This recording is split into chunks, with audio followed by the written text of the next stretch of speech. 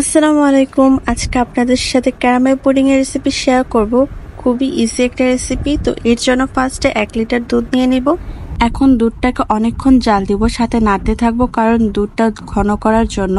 আর pudding এর জন্য দুধ যত ঘন হবে স্বাদ আরো মজা হবে। এখন দুধে চিনি দিয়ে দিব, এতে দুধ যাতে ঘন হয়ে আসে। আর মিষ্টি বাড়িয়ে কমিয়ে দিতে পারেন, এটা যার যার স্বাদ অনুযায়ী।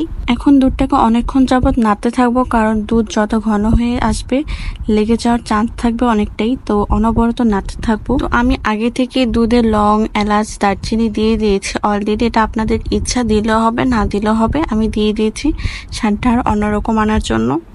এখানে আমি নর্মাল তাপমাত্রায় 4টা ডিম নিয়ে নিয়েছি। এই তো দুধ ঘন হয়ে যাওয়ার পর ঠান্ডা করার জন্য রেখে দিব।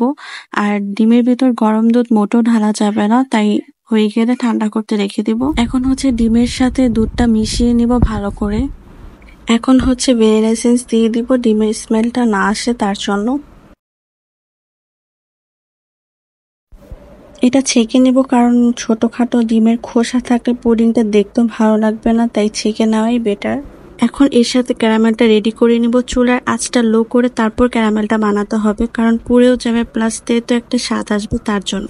এখন পুডিংটা 25 মিনিটের জন্য হতে দিব। দেখতেই পাচ্ছেন আমি কত কিছু দিয়েছি। আমার কাছে তেমন বড় প্যান ছিল না, তাই বাট আপনাদের যেভাবে সুবিধা সেভাবেই করে নেবেন। পুডিংটা রেডি, এখন পরিবেশন করার পালা আর কি।